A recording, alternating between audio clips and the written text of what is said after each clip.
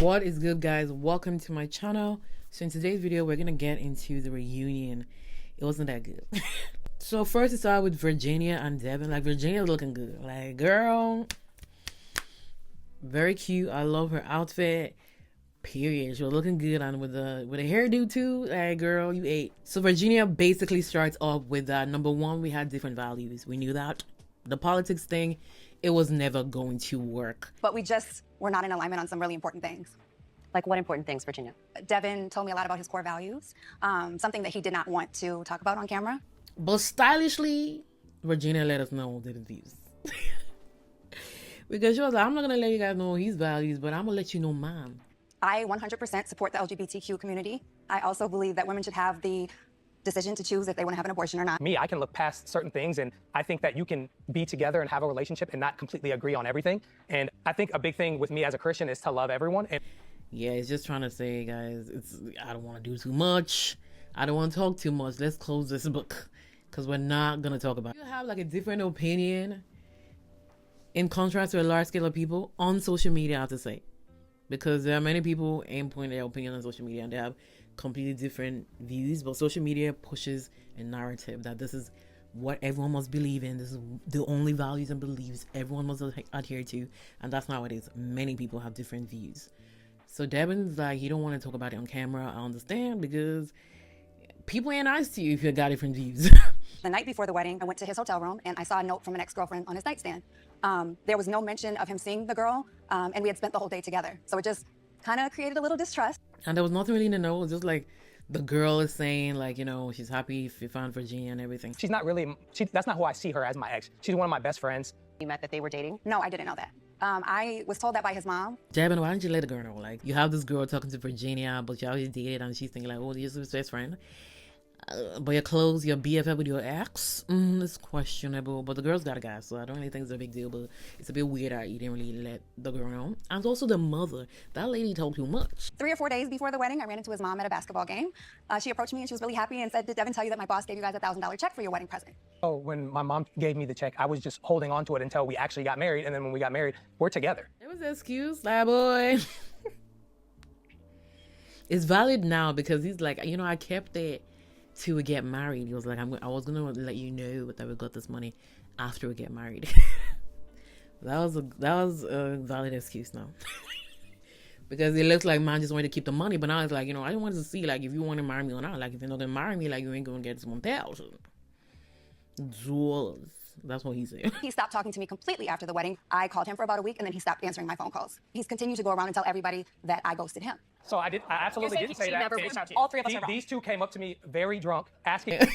The way that was about you two drunk girls were up in my business, and you know, this Virginia and me thing, it's none of your business, but you guys were asking me questions about it, and they're like, no, we never got up on your business. Knowing what I know now about Ben, a TikTok like that makes sense. So you said like after the wedding, they actually stayed together for like 2 weeks, 2-3 weeks, kind of trying to make it work.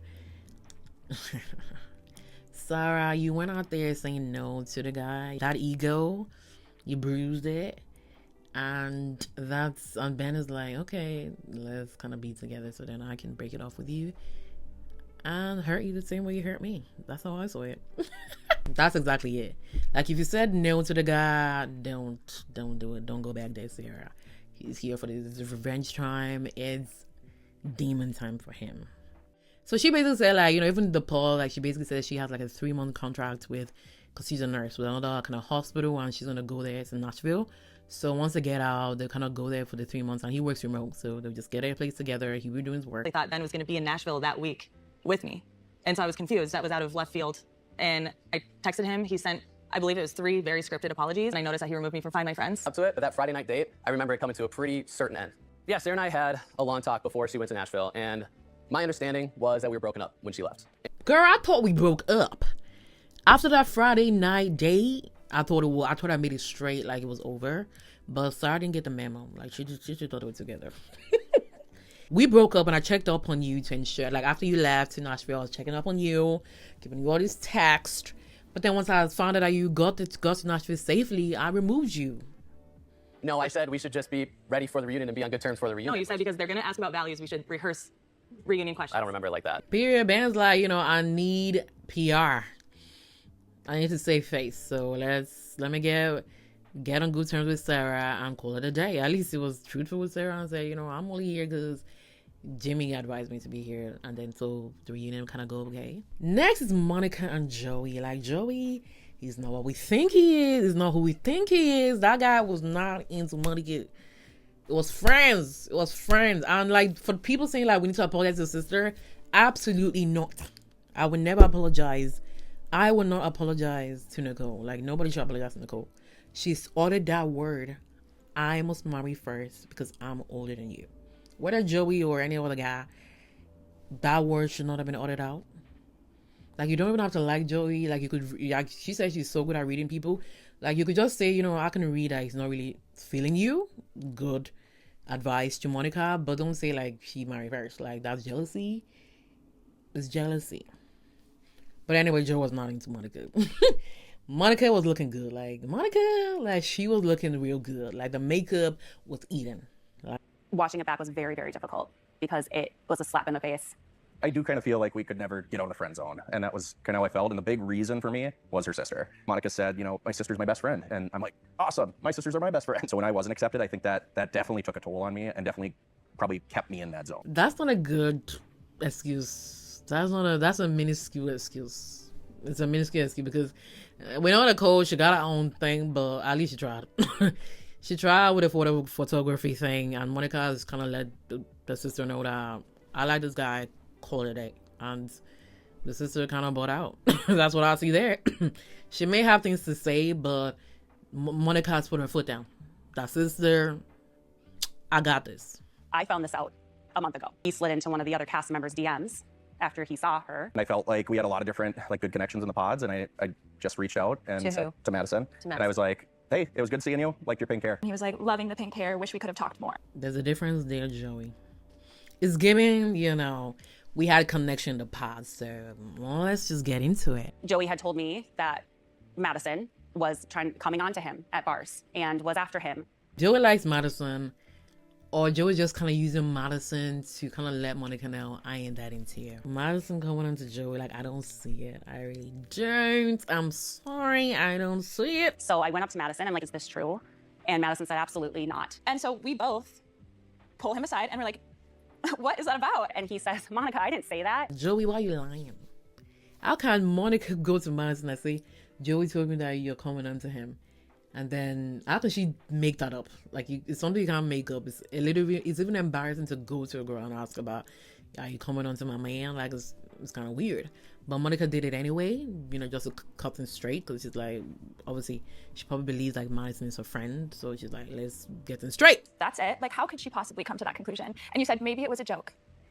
And I did see that. I was there for that part, so. You are a liar, actress. Go the fuck out. That's what's giving. Because Joey literally had nothing to say after Madison said that. I was like, crickets. She didn't want me to be shown in a bad light, which here we are. It always gotta be about your sister, ain't it? It always gotta be about your sister. Like, all the time it's about a sister. My friends that had told me, they'd all believed this entire past year the same thing I did. They'd all believed that, what he was saying about their relationship was true. And it was just all fabricated.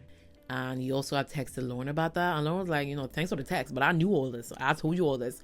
But you would rather believe your friends than your fiance. So, thanks for the text, well, it meant nothing to me. Do you feel like Lauren is the one that got away? I do. I'm sorry. I don't want to make you feel anything. But, I mean, yeah, I think about it all the time. To be honest, like, I just don't fully believe it. Mm-hmm. You had my phone number for the last year. Mm-hmm. We've seen each other at bars. You've made no effort to show that in any capacity. I was like, I don't believe any of this. Cut the lies, boy. You had 1 year to set them straight, but only a couple of weeks you're saying like this guy was fabricating things to obviously get on TV because it's a popular show. Like, this is a lie. Lauren said, don't believe David. Don't believe anything that nigga's saying. He's lying. He's lying. We're happy Molly was there for a 5 second of conversation because Molly just said, I want to set things straight. Like, if I was Molly, I would set this straight because I actually forgot. Watching it back and seeing, some of the lies he said, it felt like you were constantly reassuring me that I was your number one, and I just was very convinced. David was a freaking liar. He lied. because mom said that Molly was his number one multiple times and then lied about it to Lauren. So Molly was like, I'm gonna just check that one. As she should.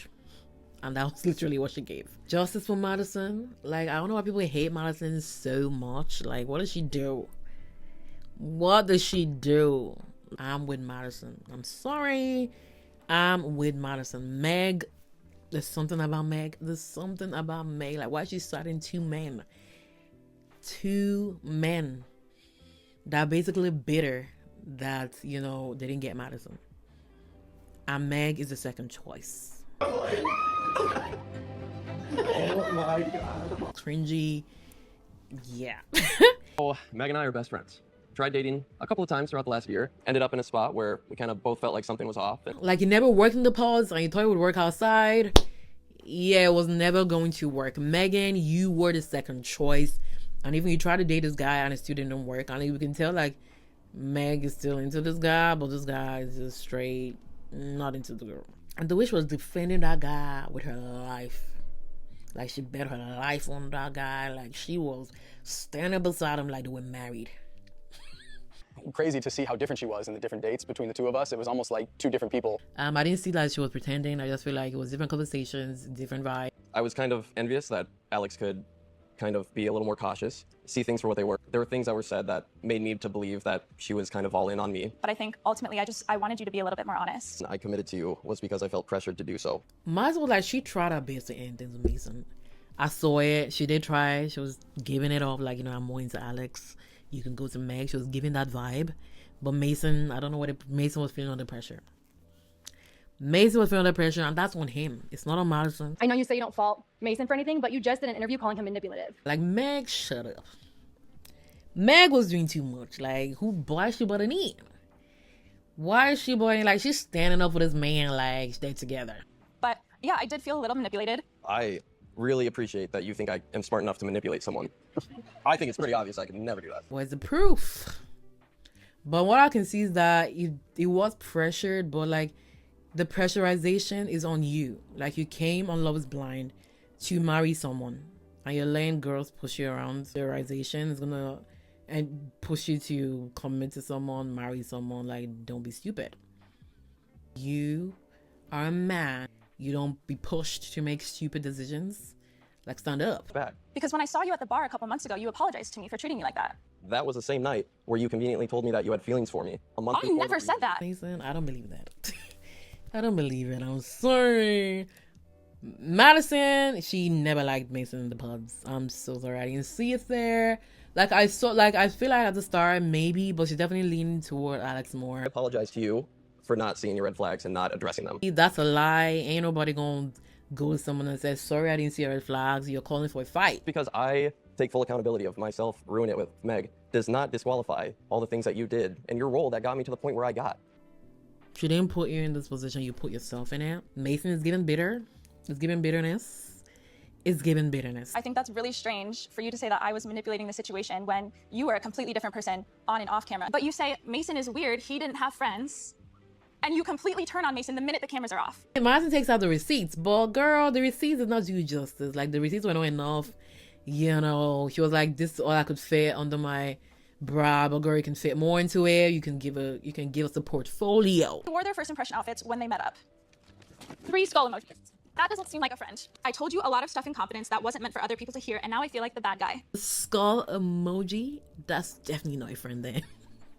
No, that was so funny. She is so funny. Like, when she was giving her the emoji, I cringed a bit, but I laughed because, like, girl, okay.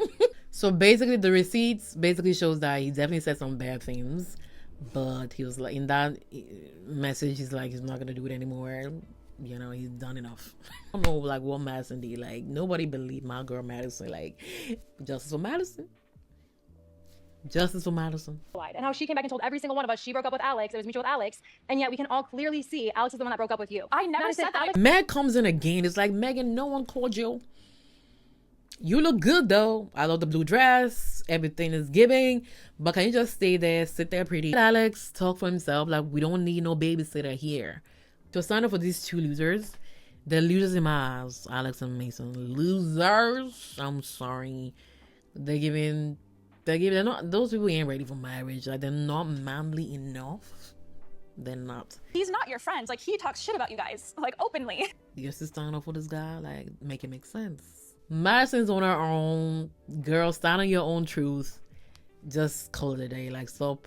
Like, just cut off this Mason and Alex Meg thing. Meg don't need you. She don't want to be your friend. So just leave those two guys alone. Just stand alone.